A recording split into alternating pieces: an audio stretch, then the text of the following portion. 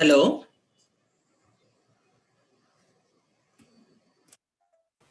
Good afternoon, sir. Yes, sir. Good afternoon. Good afternoon. Yeah, good afternoon. So, writing exam and other things are done. Yes, sir. Still, some students are writing, Yes. or it's done. No, sir. It gets finished. Okay. So we'll just discuss now on the lab sheet. Then. Yeah, sure, sir.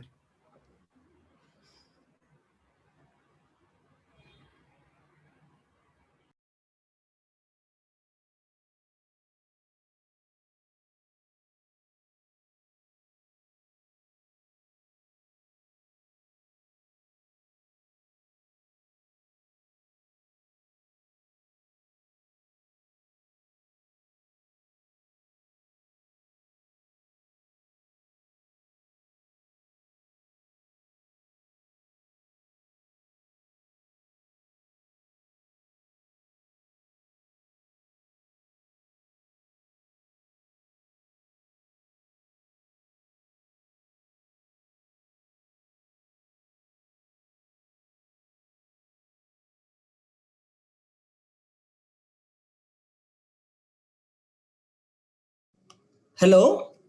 You are able to hear me, right? Yes, sir. Yeah, fine. Good. So I'm sharing the screen now. Yes, sir.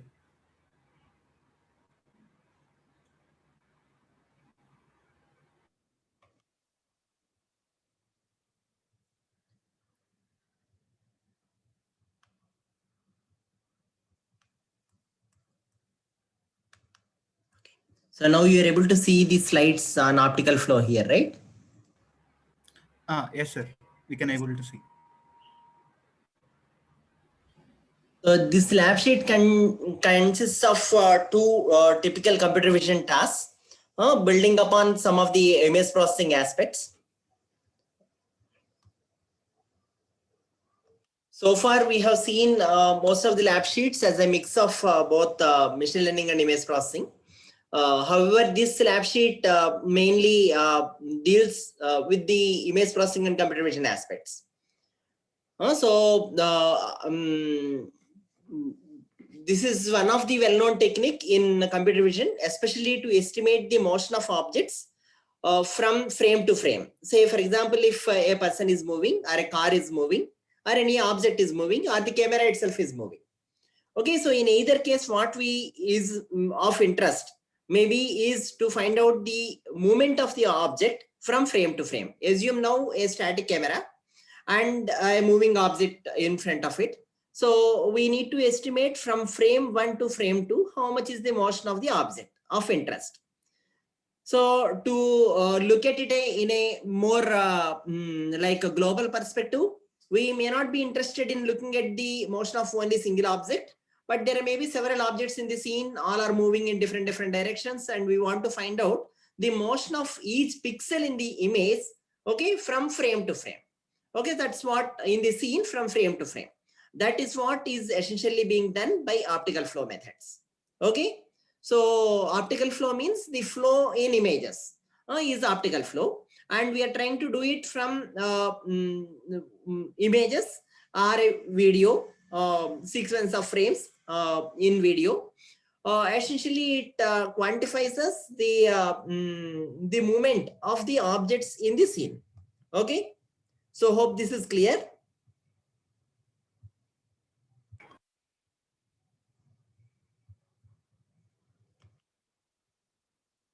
Okay. As I said, we want to see the motion of each pixel in the image from frame to frame. That essentially a group of pixels together is nothing but an object. So essentially we're trying to see the movement of objects in practical terminology. But however, what we essentially see in processing is to figure out the movement of each pixel from frame to frame. Okay, so that is, as I said, it is referred to optical flow.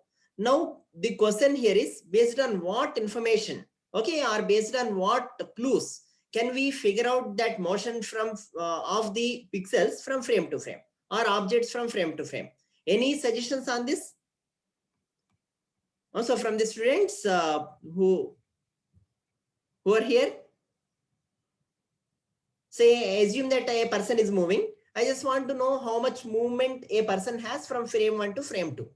Okay, what do you suggest? How should I go about it? Changing the intensity of the coordinate from one frame to another. Okay, fine. So if a person moves from frame 1 to frame 2, there is a change in intensity if I keep looking at the same location in both images. Fine, but that only indicates that there is a change in intensity or there is a motion. Okay, but it will not tell how much motion or the movement a person has or a car has from frame 1 to frame 2. So if I want to identify or know or estimate the motion of a given object from frame 1 to frame 2, what should I do? That's the question now. So here we try to look for pixels with same intensity and then try to find the movement, how much pixel has moved from one frame to Right. another. Okay, very good. So what we do is essentially is we see from frame 1 to frame 2, okay, which are the, say if I consider a given pixel, I want to see where this pixel is in frame 2. Okay, or if I consider a neighborhood with pixel, so I have a patch. So that patch I want to see where is the similar patch in the next image.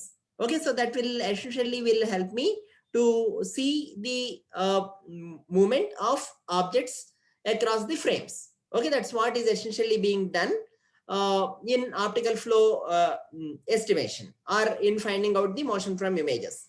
Okay, so let me see if I can bring out a yeah. So here you can see this. Okay, so you can see here in these two images now, if we see from frame 1 to frame 2, some of the branches have come up, some of the branches might have come down. So what we want to essentially, and some other branches might not have any movement at all. So when we are trying to see the similar patches, say if I take any given patch, if I take a patch here, okay, so this patch in frame 1, where is it in frame 2? That's what I'm trying to see. Similarly, a patch here, where is it in frame 2? Like that, around each pixel, I take several patches and try to see the corresponding patches, or for each pixel, what is the corresponding pixel in the other image, and then I will quantify what is the motion of the whole object from frame 1 to frame 2, or all the objects in frame 1 to frame 2. Is this clear? So I'm trying to look at in the first image, if I consider I of x comma y as the original image, okay, I am trying to look at where is in the second image, where is this exact pixel has been located. Okay, so essentially what I'm trying to do is, if I have a pixel I of x comma y comma t in the first image, where is it in the second frame? Okay, that's usually with a motion of u and v. It might have gone to I of x plus u comma v plus v, y plus v at time t plus 1. Okay, so I am trying to see, figure out the corresponding patches. So if I find out, say from frame 1 to frame 2, these two are the corresponding patches, then what I will say, given these two patches are corresponding, I will try to find the motion u and v. Okay, but what I want to do is, I don't want to do it that kind of correspondence or matching at each pixel. Rather, I want to mathematically formulate, if a pixel at x comma y corresponds to a pixel at x plus u comma y v, y plus v, okay, in frame 2, what is the underlying condition that they should hold for? Okay, so that's what is being done by brightness consistency condition or assumption. This is the assumption. Using this assumption, we will apply a little bit of mathematics, expanding this entire series, okay, which essentially helps us to decompose this in this way. As you can see, dou I by dou t, that is the first like derivative with respect to t. Okay, dou I by dou x into dou x by dou t. That is nothing but u itself. U is the motion in x direction. So dou x by dou t is u. Okay, so dou I by dou t, I am finding out the temporal derivatives in both directions. Dou I by dou t into dou, so that can be expanded as dou I by dou y. This is another partial, this is another variable. Dou I by dou y into dou y by dou t. Okay, so you can see here, I am trying to find out, expand this entire series in one sense. Okay, and then trying to see that these two terms are same, and this is the only term I need to look after to make sure that the pixel at here matches with the pixel at the second frame. So is this clear? This equation is referred to brightness consistency equation. This can also be rewritten in terms of, okay, Ix into Ix is dou I by dou x, Ix into U, dx by dt is U, and Iy into V plus It. Is this clear or not? This is very important to understand the optical flow methods. Is this clear, or any questions? Please ask. If you have any questions, you are requested to ask quickly.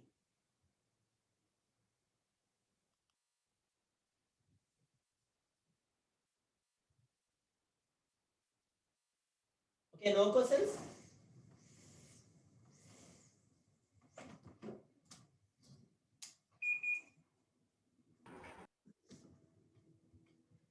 Okay, so if you have no questions, let's move on then.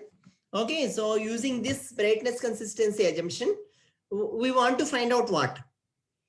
So this this constraint is fine on the pixels from image 1 to image 2, but using this constraint, what are the variables that are to be found out for finding optical flow? Can one of you quickly answer? What are the variables we need to find out given this equation? U and V. Yeah, we need to find out U and V. So I request some other students to answer who has not done mini project on this. Okay, in case if others can't answer, you can answer anyway. But others, I suggest you to quickly answer. Okay, so essentially what we want to do is this. So here the notation is slightly Ix, instead of that Ex, they have put U and V. Okay, exactly same expression that we have seen now. So, but we have here, what is the constraint now? You have single equation and two constraints or two variables, okay, to be found. So to solve this, what you need? Either you need more equations or you need some additional constraint on U and V. Okay, so methods for optical flow are developed by in these two directions. One set of methods try to get additional equations applying the same constraint. Other set of methods use the equation. In addition to this, they will put another constraint on U and V. Okay, so to solve for U and V. So the well-known method like Lucas-Kennedy uses try to get more equations by applying the same expression. Okay, whereas Hahn and Schenck try to get an additional constraint on U and V in terms of regularization and solve the problem for U and V at each pixel. So what Lucas-Kennedy method does is, if you assume that an object is moving, usually these equation, whichever we have written here, is written for a pixel. At each pixel, this equation holds, brightness consistent equation holds. But the pixels doesn't move in image. The objects move. Because of objects, pixels also has motion. So object goes as a set of pixels. So the motion of pixels with respect to their neighborhood pixels is roughly same, because the object is moving, not the pixels are moving. Okay, given that intuition and the assumption that Lucas-Kennedy takes is the motion of a pixel and its surrounding at least 3 cross 3 or 9 pixels or 8 pixels is exactly same. So if U and V are same for all the 9 pixels, I can apply the same set of equations with the change in gradient, because at each pixel the gradients Ix, Iy and It are different.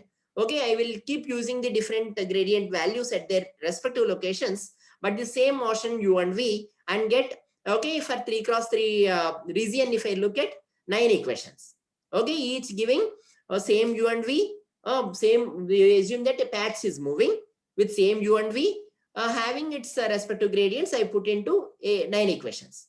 Given these 9 equations, how many variables are there for us to solve? How many variables we need to solve given the 9 equations? Quick answer is good. 2 unknowns. Yeah, one. How many? 2 unknowns.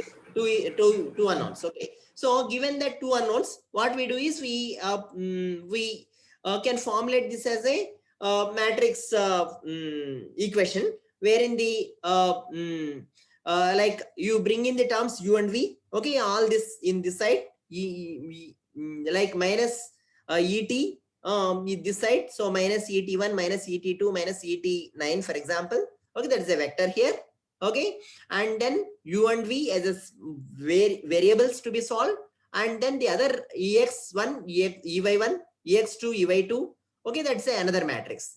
This is 9 cross 2 matrix. Okay, 2 cross 1 vector.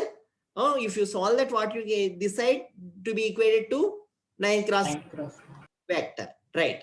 So now you can apply this is a Ax equal to B kind of system of equations where there are more equations and less number of unknowns. So you can apply, say A is a not a square matrix. Now A is a non-square, like a non-square matrix. So you can bring in kind of like pseudo inverse to solve this, right? So how do you solve this? Using pseudo inverse. So hope you people know how to apply pseudo inverse and so on, right? So you pre-multiply both sides with A transpose, then it will be A transpose A into U, a vector, okay, is equal to A transpose into this B. Okay, so A transpose A is a square matrix which you can invert to get the variable X. X equal to A transpose A inverse into A transpose into B. Okay, is that clear? Yes, sir. Yeah, fine. Okay. So if it is clear, I won't write it here.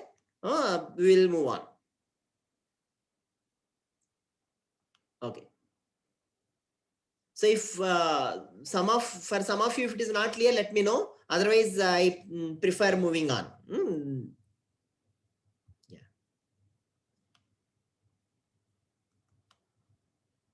Okay. So fine. So the problem here is, see if you do like that, what you are getting essentially, you are getting the motion vector fine. But the problem is, see Ix, Iy you compute only with a 3 cross 3 neighborhood. Okay, even IT when you compute, okay, you are considering with 3 cross 3 neighborhood. If there is a motion of a object more than 3 pixels, okay, what happens? Will that be considered in IT at all? So that means this essentially what this technique is doing, in the 3 cross 3 neighborhood, it is trying to find out which is the nearest pixel or which is the best movement for the given pixel at first frame. Okay, that's what it is trying to do. So if you move by more than 3 cross 3, then that is not considered as in say temporal gradient and also in the spatial gradients, especially in the temporal gradient. And hence you will not be finding out similarity with respect to the pixels that are moved beyond 3 pixels. Okay, so in fact beyond plus or minus 1 pixels. So in that case, what will happen? This Lucas-Kennedy method fails in identifying the large motions if the motion is more than plus or minus 1 pixel on either side. Okay, so one way of doing it better is you can have a 5 cross 5 window for computing all these IX, IY and IT. But if you consider 5 cross 5 window, what we are essentially doing, so for 5 cross 5 window, the motion is constant. Okay, so that means you are assuming that each of the 5 cross 5 pixels has moved by same U and V. So you're constraining the free motion of pixels in the object. Okay, so that is which may not be valid if you go beyond a certain neighborhood region. So if you go to 11 cross 11, okay, the pixels may not be moving with all same velocity. Okay, so you can't find out larger motions through this. If you consider larger window for finding temporal gradients, for finding out the applying the brightness consistency expressions and solving for motion vector, then what essentially you're doing is constraining on the motion of all pixels to the same U and V. Okay, which may not be true in real situations. So people have proposed methods where they analyze the image at different resolutions. So what the suggestion is, see if the original image is 512 cross 512, why should I analyze this image at this 512 cross 512 directly? See if there is a, say assume that there is a 10 pixel movement here. It means that, so I need to consider at least say 11 this side, 11 this side. So 21 cross 21 window to capture the 10 pixel movement, okay, in the resolution of 512 cross 512 image. So now if we say instead of analyzing at 512 cross 512 resolution, if we downsample it to 256 cross 256, then what are we doing? So the motion of 10 pixels now becomes only 5 pixels. Okay, from frame 1 to frame 2, if there is a 10 pixels motion, when you downsample the images, both images, 256 cross 256, then the motion is only 5 pixels. Okay, so you can now find out the similar region or the similar pixel or identify the motion with a 11 cross 11 window.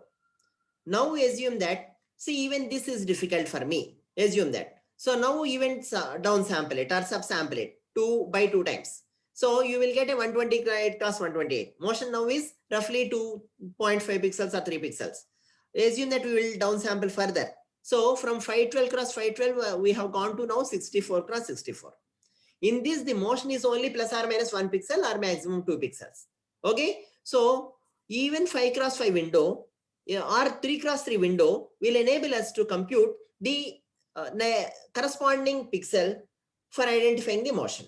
So U and V can be accurately estimated even if I consider a 3 cross 3 or 5 cross 5 neighborhood of our in Lucas-Kennedy method, right? Or even in any other optical flow method, which consists of only 3 cross 3 neighborhood to analyze the motion. Fine. So I will find out the motion with a smaller window in the coarser resolution. But the question is, this is not the motion at the higher resolution. Say if I find out the motion as 1 here, does it mean, okay, 4 pixels here, or so 2 if I find here, it means that 8 pixels here. In between, say 1 pixel here is equal to 4 pixels motion here. 2 pixels here is equal to 8 pixels motion here. Okay, from here to here. So in between, what happens then? So 8 pixels, 6 pixels, 7 pixels motion, I can't find at all. Okay, or even 5 pixels motion. So I should have a refinement stage.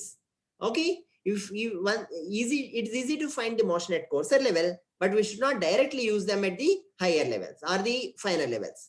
We use a refinement. So we take the base motion of 1 pixel. Okay, refine it by, so you now instead of centering the IT at the previous location, if I find out some U star comma V star here or U1 comma V1 here, now while finding the temporal gradient here, I will center the temporal gradient mask or the location at x plus U1 comma Y plus V1 rather than centering at x comma Y for finding temporal gradient. Okay. So because temporal gradient is the one which is involving the correspondence from image 1 to image 2 pixels. Okay. So now since I have found, I am applying again optical flow here with a recentering at x plus U1 comma Y plus V1, I may be able to find out a better estimate of the optical flow or motion. So I assume that U2 comma V2 is a better estimate. Now I will send, when I find out motion here, okay, I will center, I say for a pixel at x comma Y, temporal gradient is found between I of x comma Y and I of x plus U2 comma Y plus V2. Okay. And then similarly here, x plus U3 comma Y plus V3. Okay. With that, if I find, so every stage I am doing a refinement through applying Lucas-Kennedy, okay, with a shift in the temporal neighborhood considered using the coarser estimate of motion. Hope this is clear. This is referred to as pyramidal Lucas-Kennedy method or pyramidal coarse to fine approach for motion estimation. Okay, so these are the algorithmic steps. Okay, you start with, you should be first familiar in applying Lucas-Kennedy, which essentially requires, okay, so generating system of equations like this and solving by pseudo inverse. Okay, Ax equal to B, pseudo inverse is x equal to A transpose A whole inverse into A transpose B. Okay, so that I think you should be clear and understanding, and you should apply at each pixel to get U and V at that pixels. Okay, that's the basic Lucas-Kennedy method to apply. Then subsequently, pyramidal Lucas-Kennedy, what it does is you start with a coarser resolution, you find out U and V at coarser resolution. Then see, when you move on to the final resolution, one thing I missed to tell is, see, if you go from here to here motion of 1 pixel is equal to here motion of 2 pixels. Okay, so you should multiply with 2 before you apply the centering with u1 comma v1. So in fact, you should center it I of x plus 2 times u1 comma y plus 2 times v1. Okay, so hope you got the point. So multiply by 2 to get the uv at that resolution, and then again apply. So in some cases what will happen is, if you multiply here by 2, okay, so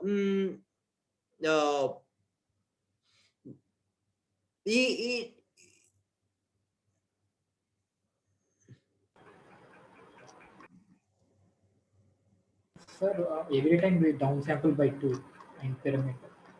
yeah, so you downsampled. So initially you have downsampled and kept it. So there is no problem at all as such. But if you now start from here, then interpolation is required. Yeah. So is that you're mentioning? Yes, sir. Means it is 2 is fixed in locus Canada method, or we can downsample it by. No. Usually we downsample by 2 only. You can downsample by 3 and so on. But I think if you downsample by more, the problem is you won't get many stages of many resolutions. But if you downsample by 1.5 and so on, every time you have to interpolate. So downsampling by 2, you don't need interpolation as such. So it's relatively easier. So downsample by 2. So 1.4 and so on, if you want to do, then you need to apply interpolation at all pixels, right? Okay. Yeah.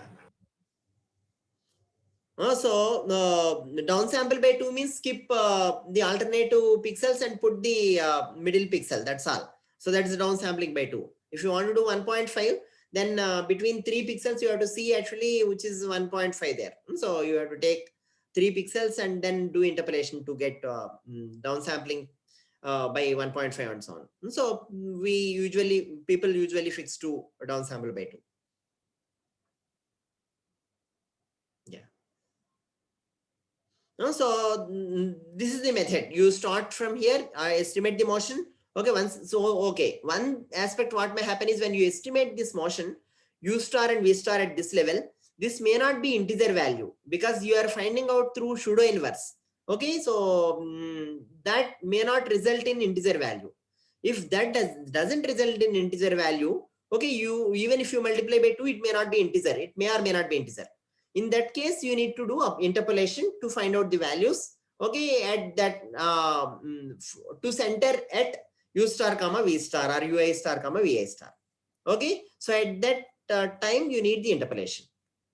But if you round it, I think it's fine to consider without interpolations.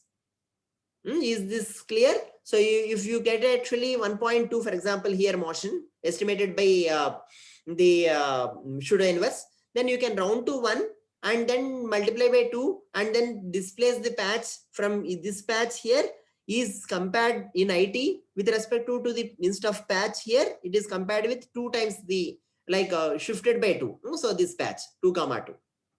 Okay, that's how you find out temporal gradients differently to account for the motion in the cursor level. Is this clear or not? Yes, sir. Yeah. So if anybody has any question, you please ask me. So here the process of how interpolation is done and so on are explained. Okay, interpolation is needed if you want to take strictly 1.2 is this your 1.2 comma 3.4 is your motion vector. If you multiply by 2, 2.4 comma 6.8. Okay, so around that 3 point, you need to now find out a temporal, you need to shift by 3.2 comma or 3.4 comma 6.8, right? So or 2.4 comma 6.8. So then you need to find out do interpolation to find out the IT. Okay, so that is required. So otherwise, what you need to do is, if motion at this pixel is this much, okay, so you have a motion vectors all through, okay, UV. So then what you need to do is you need to interpolate on the motion vectors to find out a motion vectors in a regular grid. So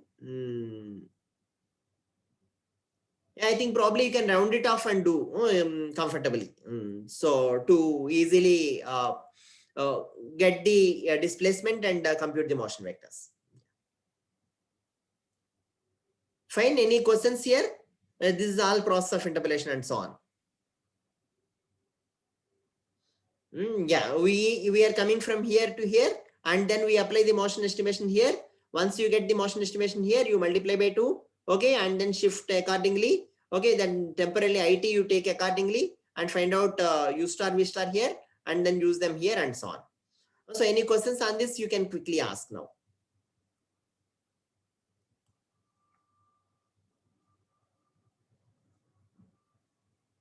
So if there are no questions, we'll like conclude the discussion on optical flow here.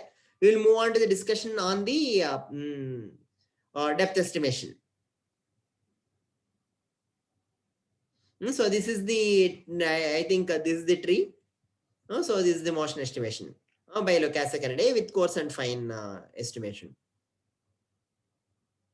Okay, so there is other methods. There are other methods as well. As I said, Horn and Shunk.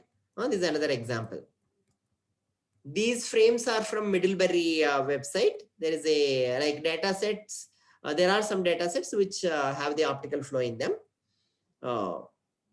which has the motion of some of the objects. So I will skip the details of this Horn and Shunk. Okay, so this can be applied in different other applications. So for example, here you can see the motion of clouds. Okay, from frame 1 to frame 2. So it can be applied in different applications of that sort. I will skip the details here. So let's move on to discussion on the stereo or the motion estimate, like 3D reconstruction from images.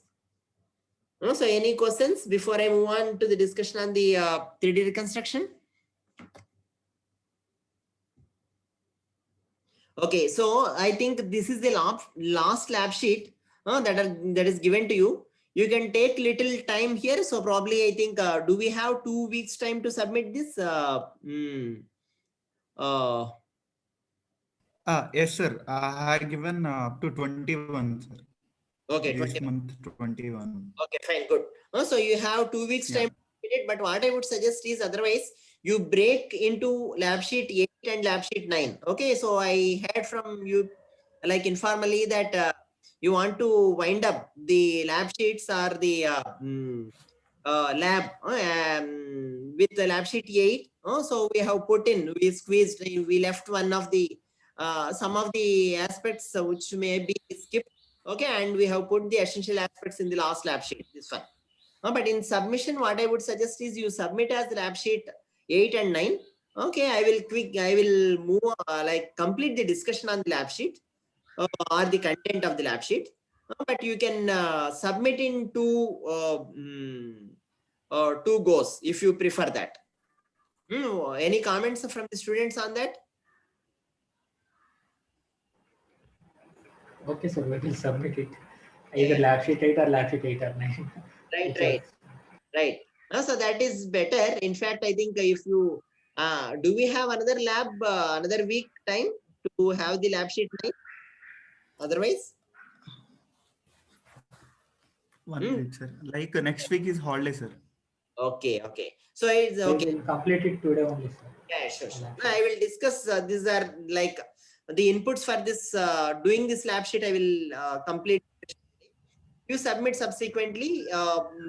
In another week, you submit the first lab sheet, that is 8th lab sheet, and then you move on to the submission on the 9th lab sheet.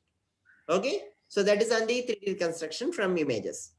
See, these are in some sense essential things to know if you want to apply in image processing in some of the applications, real applications, or to get the understanding of some of the computer vision aspects.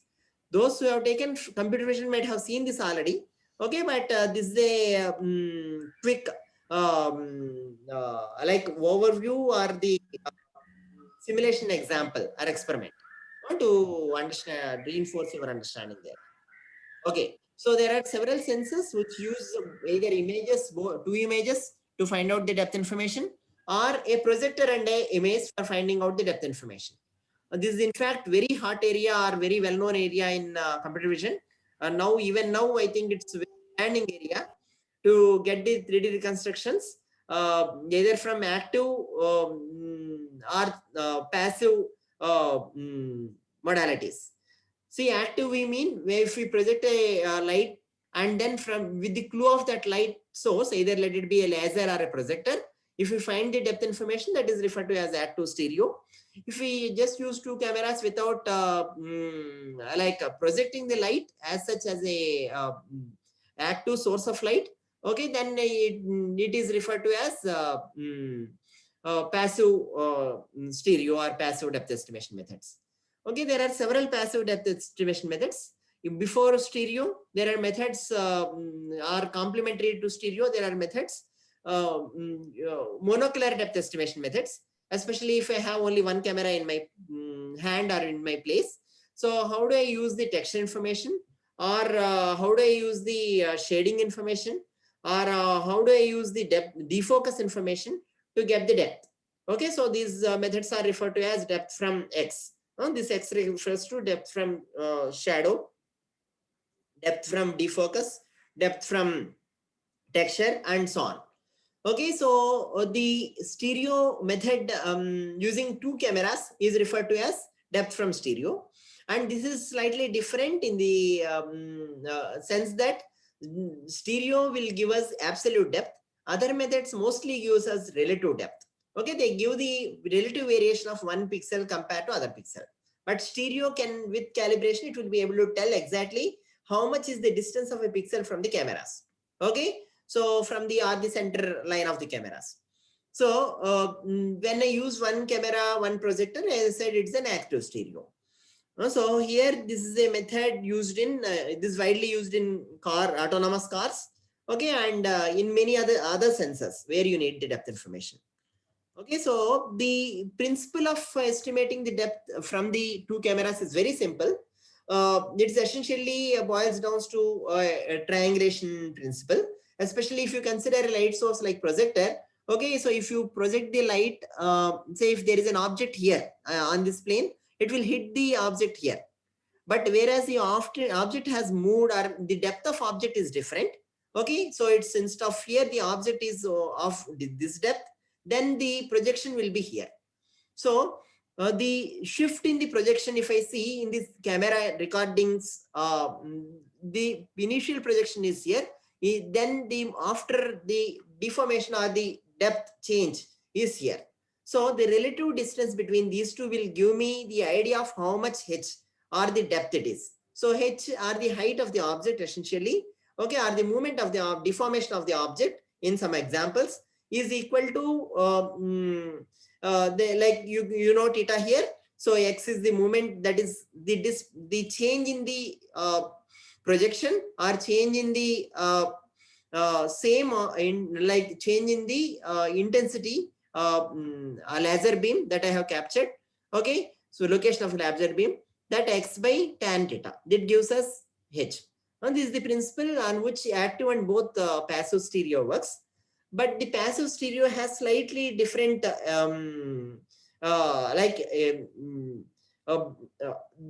understanding before we apply this triangulation. The process of passive stereo, this is taken from Professor Jitendra Malik video lecture. So it is imitating the human eyes or human vision, wherein we have two eyes and noting a scene point. See, for example, if I see a scene point here, so for example, this any scene point here will not have a same projection at both the eyes. So if I see a scene point here, this may hit at 10,10 in this like the retina in the image formed at this retina. Whereas in the image formed at the second retina, it may hit at 10,12 or 10,13. Okay, so if even though both eyes are at same horizontal level, okay, there is a because of that there is no vertical shift for the projection of a scene point.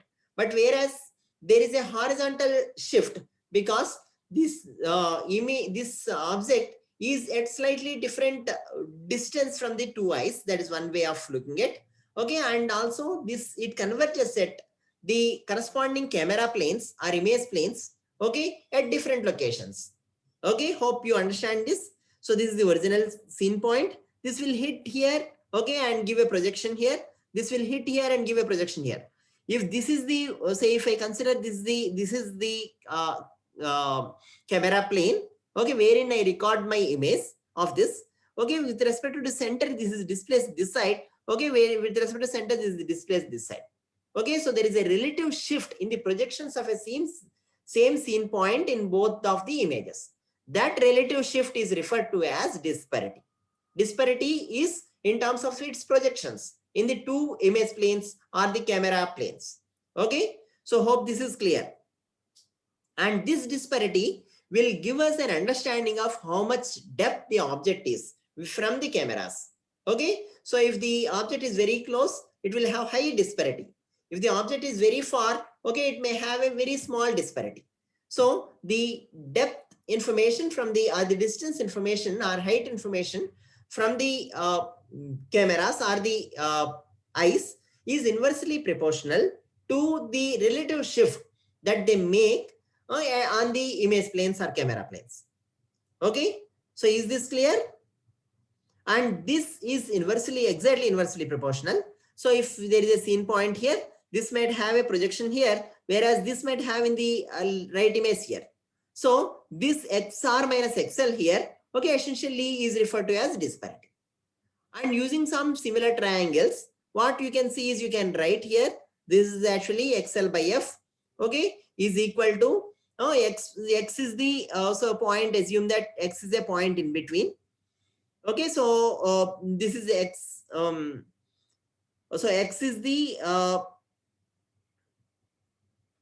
reference point. Okay, so from this side, X plus B by 2, right? So these are the, say, this is the first camera location, this is the second camera location.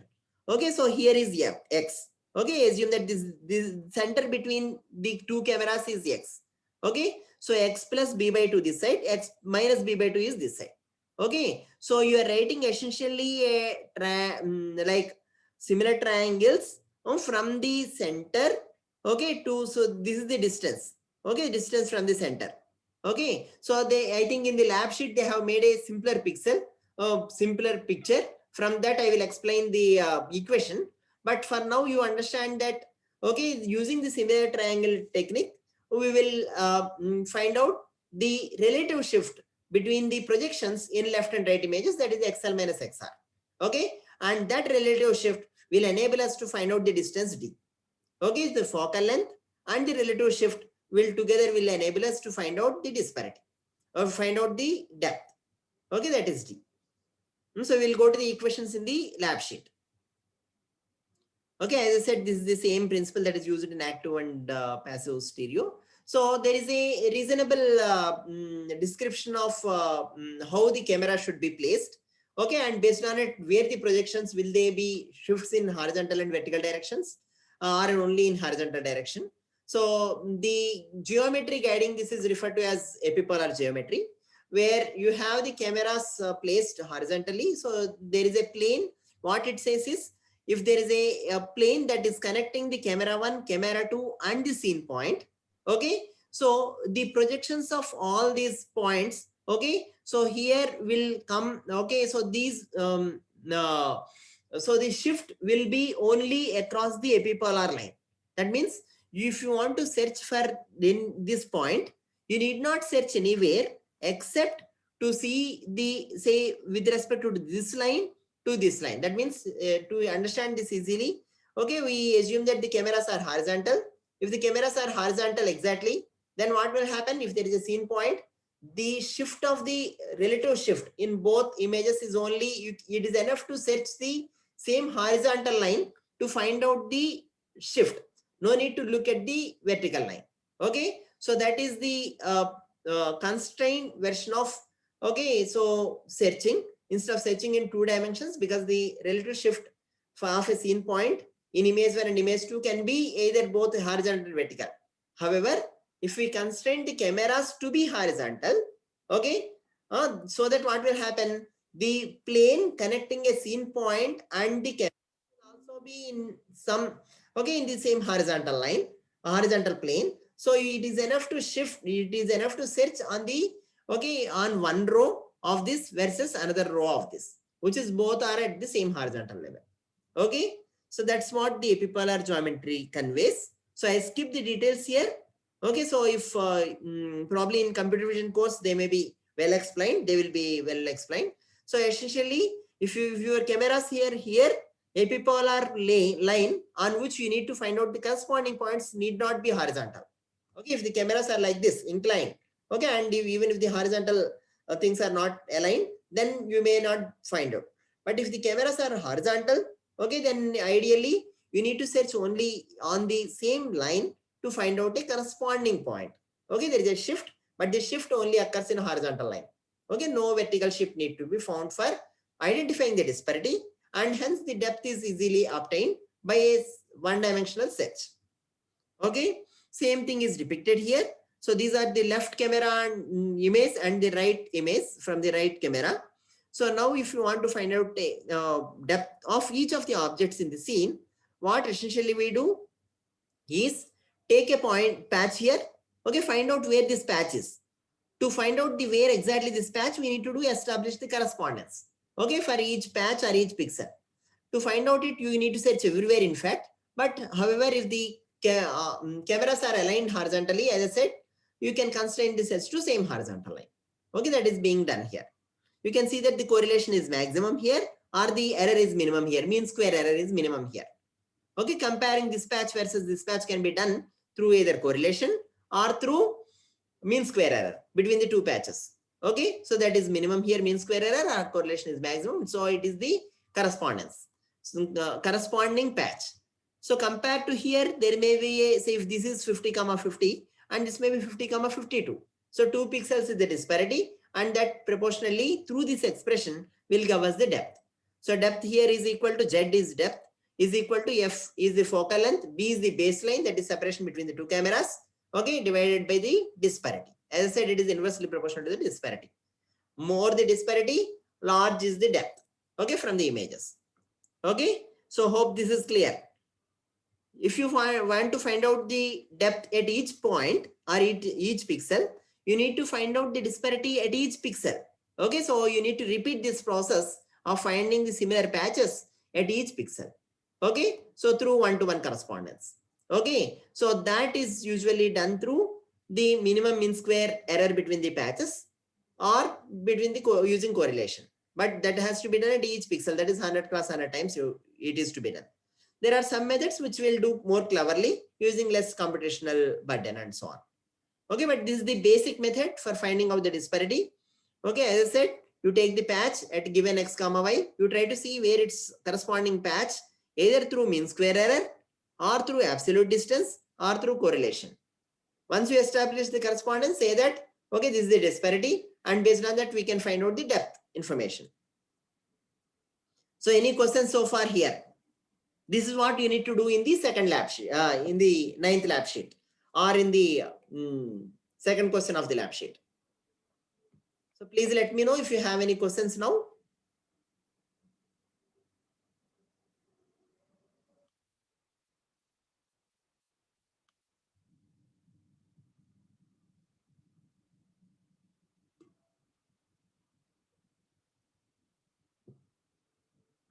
As we discussed, for matching, we need to take a neighborhood.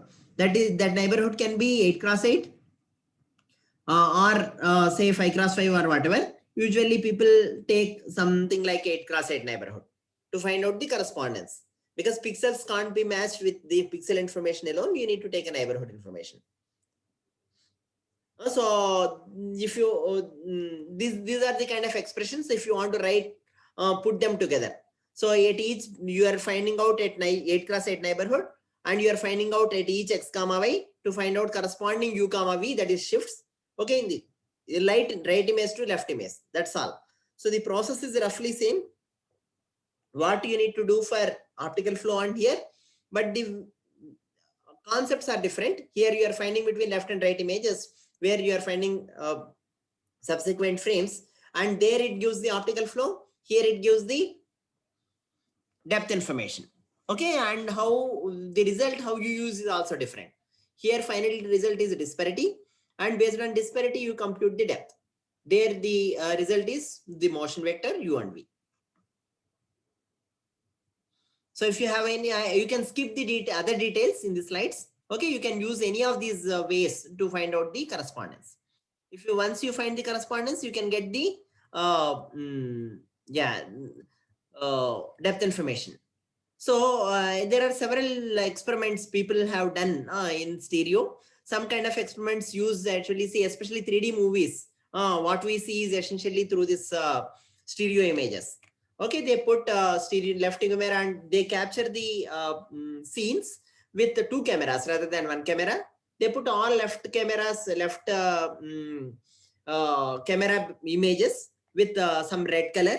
Okay, so more red channel. They put them in red channel. The second blue, they may right camera images they put in blue channel. When we see the picture, we will be given a Googles where you have actually right camera showing the red channel and left camera showing only the blue channel. Because of that, you see each image, each eye sees different pictures. And when you assimilate them, there is a disparity and hence you see the depth information. Hope this is clear. So any questions here? Or because you need to do these things, you better ask if you have any difficulties in understanding or any questions to enhance your understanding. This is usually typically looks like left and right images. Once you get the depth information, here there is a, okay, this object is very close to the camera. So there is a big movement. So disparity is high. Those are shown in white shade because disparity is high means correspondingly say disparity is 10. Okay, you put that with encode with 10. The disparity here is almost 0. You put that with 0. So this image is roughly scaled from 0 to 10 or whatever. Okay, that image, these disparities also you can scale from 0 to 255 to show them. So this is roughly 255, close to 255. Okay, because disparity is large here. Okay, here the disparity is close to 180 or something.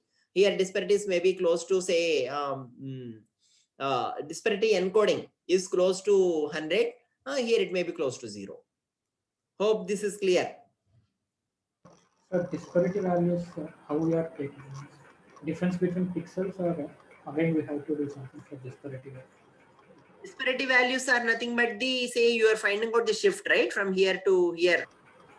Yes, sir. So that vector difference, say, so this itself you can consider as a disparity. Usually what people do is, see there is a disparity only in x direction as I said. Okay, so they are horizontally aligned. Okay, so since they are horizontally aligned already, you will be finding only the horizontal disparity. So you are getting directly a single digit number, in since it's not a vector, no more a vector. So that directly indicates the depth information. Is that clear? Yes, sir. Higher the disparity, higher like more far away from the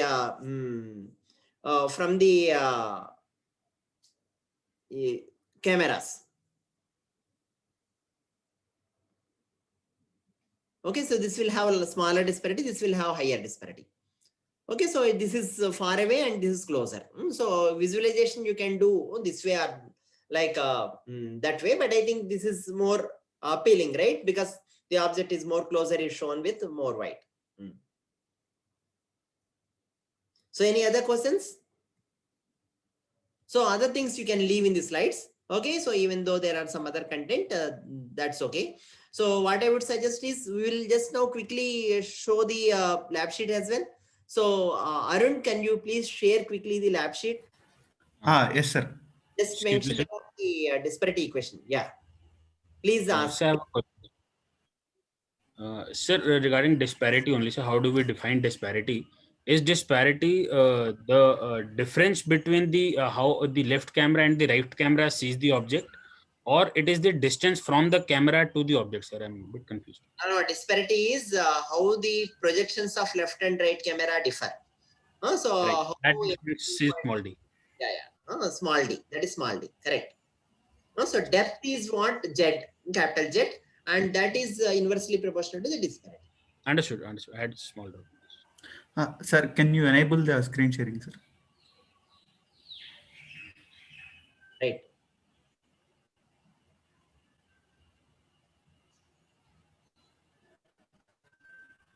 Okay, good. So this is the lab sheet. So you can see here. So this is the scene point. See, this is the center. Assume that for the left camera. Oh, yeah. Okay, so this is the center for the right camera. So if you see now in the left camera, the projection is on the one side. For the right camera, the projection on the other side. So one has to come with negative sign, one will come with positive sign. Assume that x1 is say positive sign, then x2 will be a negative sign. So essentially x1 minus x2 is minus of minus, so values will get added. So in writing the disparity now, so the shift is x1. If I consider just mod values of x1 and x2, it is x1 plus x2 is what is the disparity here. Is that clear? Is that information clear? So the expression now, what, yeah, can you come down little? So now you can see that the similar triangles, if you now use it, see Z is the total, the distance from camera to the object. Okay, so object scene point, and its projections are x1 and x2. X1, x2 are the projections of the scene point wx comma y comma z. Okay, and B is the baseline. Okay, that is the difference between two cameras. Now you have camera 1 here, camera 2 here. Okay, so now the equations using similar triangles, what we can write is, the one is z plus, see you see here, z plus f comma z, that is z plus f by z. Okay, I have written here, which is equal to what? Okay, so this whole thing, say that is the x1 plus x2 plus b divided by b. Okay, so I hope this is one triangle. You are clear. This is one triangle, and this whole thing is another triangle. The first triangle only considers scene point C1, C2. Second triangle considers the x1, x2 locations or the projections and the scene point. Okay, so putting together, you can see that the using similar triangles, you can write this, and you can rewrite this as z equal to bf by x1 plus x2. So what is small d here in this equation 2? What is small d? Can one of you quickly tell?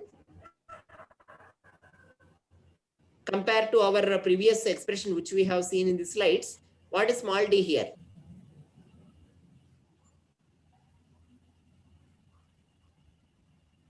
Yeah, Pradeep, x1 plus x2. right, that's all. Okay, so it is x1 plus x2. Hope it is clear to others. Yeah, you can ask me now if you have any other questions. Remaining things are all explained in the slides. So you can just move on over the lab sheet. This is the finding disparity, that is first exercise. Please come down. Yeah, so you are asked to find out the disparity using sum of square differences, okay, sum of absolute differences, and sum of correlation, all the three. Yeah, take n equal to 8, correct. Neighborhood information you can take as 8. Okay, move on.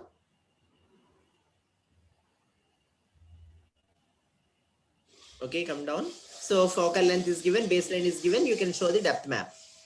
So that is disparity map they call. If you just show the small d, if you show capital Z, that is referred to as depth map. Yeah. Okay. So this is Lucas-Kennedy optical flow and pyramidal Lucas-Kennedy, where Lucas-Kennedy, as we discussed, okay, it just is, yeah, very good. So it's built upon the optical flow expression, which is, can you go slightly up here? Arun?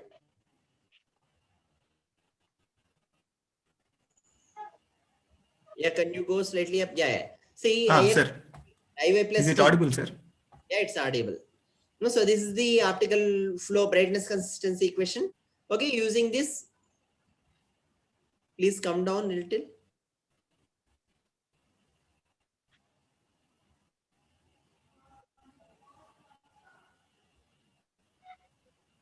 Okay, so this is written in vector form. Okay, uv into del I means ix iy together. Okay, ix means ex there, x gradient, y gradient, and okay, so can you please come down? So they have considered here writing this in 5 cross 5 neighborhood. Please come down. So hence you will get 25 cross 2 here. Okay, and then 2 cross 1 UV. Okay, so put together you have a expression that is A. So AD equal to B, and you can pre-multiply with A transpose, where A is like D is U comma V, and B is IT, vector with IT, and A is matrix with IX, IYs. Okay, that is 25 cross 2 matrix. So, and then this is essentially equal to this. Okay, this and you solve this to get the solution for optical flow. Can you please come down?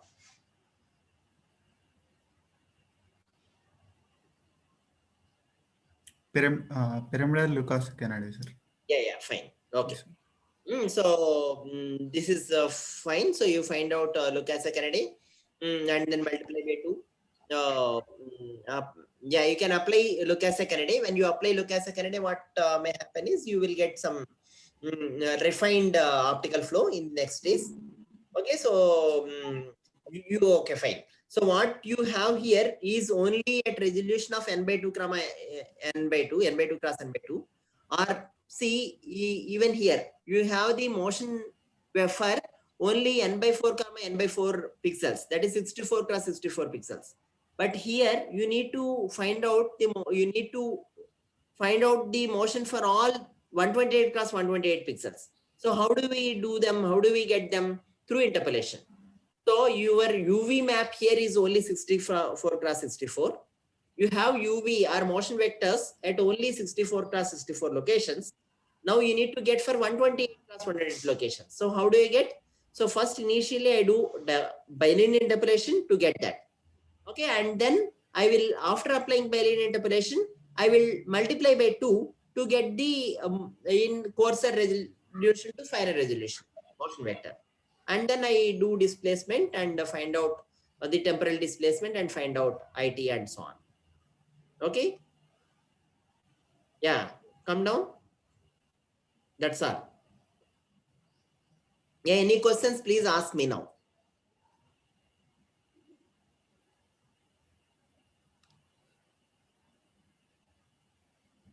So, yeah, you are suggested to ask if you have any questions. Is this clear why you need interpolation? Yes, sir. Can one of you quickly answer? Yes, sir. Yes, sir. Yeah, can one of you quickly answer?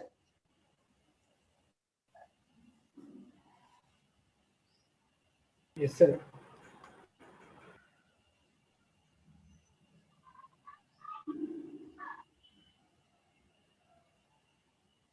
Okay, I'm not hearing any answer. Hello, sir. Yeah, why do you need interpolation here for UV? Sir, we will get U in every time we will not get integers, sir, even we values.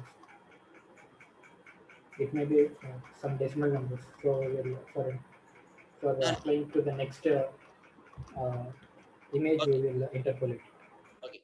So is my voice clear from my side? Yes, sir. It is clear, sir. Okay, so you can stop sharing, Arun. I will just share once and discuss that point alone. See here, I am just like going back. See, when you do in pyramidal method, what you will have is you have the motion. Okay, at the final resolution, you have motion vectors at each pixel, right? So that is only 64 cross 64. But here you need the motion vectors at 128 cross 128. How do you get them? You need to say for each pixel, in between pixels, you don't have motion. So you take the U image, okay, and interpolate it. You take the V image and interpolate it. 64 cross 64 to 128 cross 128. How is the interpolation done? It is through bilinear interpolation.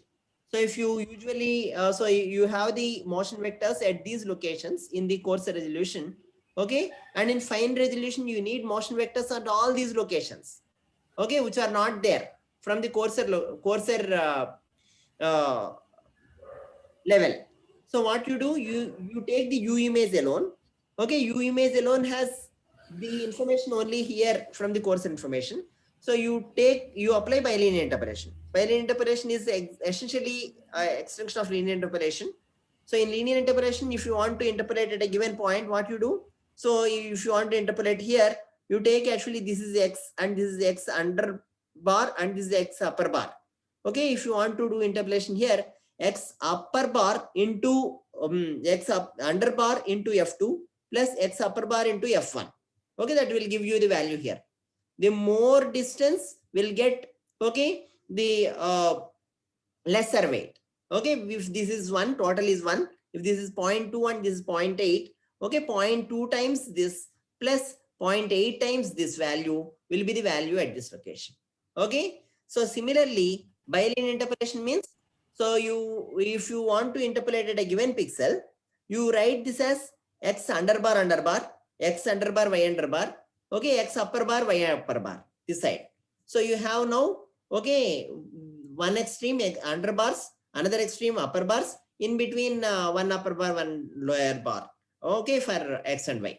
So then if you want to do interpolation at a given pixel, okay, at any given location, what you do is, okay, x under bar into this pixel, okay, x upper bar into this pixel, okay, and so on, like that.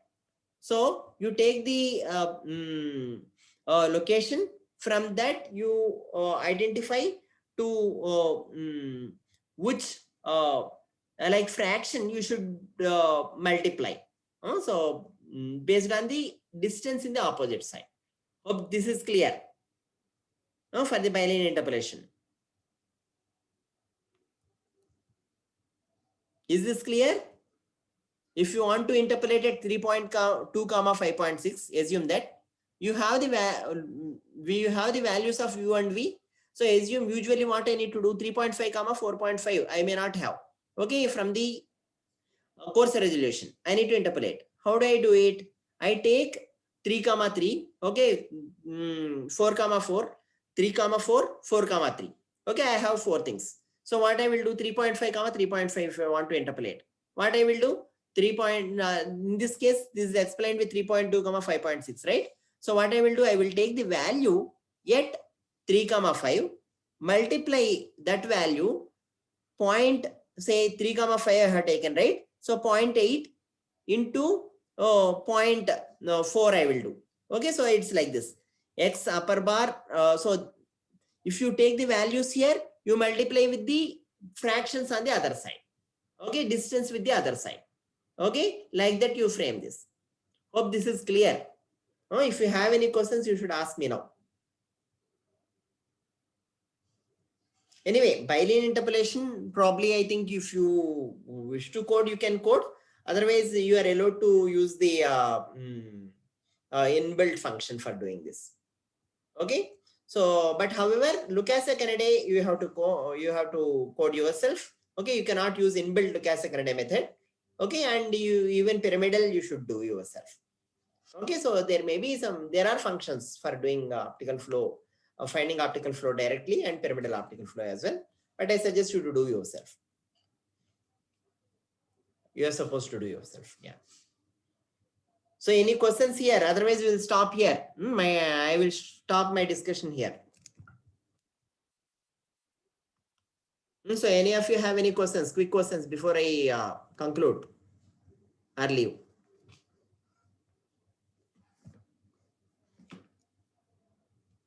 Okay. So nothing to discuss then. So probably you can spend little more time in the lab. So after that, you can probably leave and then keep pursuing these things. Next week, you can, like if you need any extra session for doing yourself and asking some questions on the coding front, you can request our TAs. Okay, otherwise you can submit the first question or the second question. It's up to you. Probably I think if you want all wish to be uniform, you can all submit the first question and then subsequently the second question, optical flow. Okay. So is that fine then? Fine. Thanks then. Thank you all. Sir. Yeah. Arun, please. Sir, we have three more weeks, sir, from here. Like 1 week we need to conduct the exam, and 1 week for have to have presentation, sir. Right. Okay. So 2 more weeks for that, and you have another additional week also left, is it? Yes, sir. 20th is the other date for one more lab. Okay. So that's a holiday or non like No. Next week is holiday, sir. Then upcoming week is not holiday. okay, that's okay. Then I think don't like, so by 20th, if you people are ready, we start with the lab exam and so on. But otherwise, we can take from 27th, we can have the lab exam, and May 4th, we can have the presentations of papers or vice versa. So you can exchange between 27 and 4. When does your exam start, final exams? May 8th, sir. 8th, 8th onwards. Okay, so 27th, let us finish off the lab exam. So we are done. Okay. So, and 4th, you can have the presentation. It's up to you. If you want to present first, finish off the paper presentation by 27th and then have the lab exam by 4th, it is fine. So 20th lab, we will use only if you have any doubts or say overall in the lab, all lab sheets. If you have any doubts, we will discuss that. Okay. So no more lab sheets I will give and I think this is good enough for you to reasonably learn and complete the lab. Sir, we have 2 more vivas left, sir. Okay, 2 more vivas left today. Okay, so then I think 20th, let us take viva. 20th, you can plan for 2 vivas together then. So the only thing is next week, if the students are fine, you can fix up some time to complete 1 viva, and subsequently you can take last viva in the on 20th, so that they will see each of the topic also once in viva with the small quick questions. Okay, Yes, sir. you help them also to understand better and finally write the final exam and the experiment like final lab exam well. Sure, sir. Yeah. Fine then. So any other things to discuss? Yeah, I think this is, even though I think you may need some like hands-on and you need to wet your coding skills and as well as spend time on it. Okay, it's essential to get yourself elevated to implement the things and to make understanding of the things and so on. Okay, so this will enable you to apply in reasonable number of projects also later. Fine, we will conclude here if you have no questions. Thanks then. Thank you. Bye from my side. You can continue for a while and then you can probably by 5:30 you can conclude the lab. Thank you. Yes, sir. Yeah.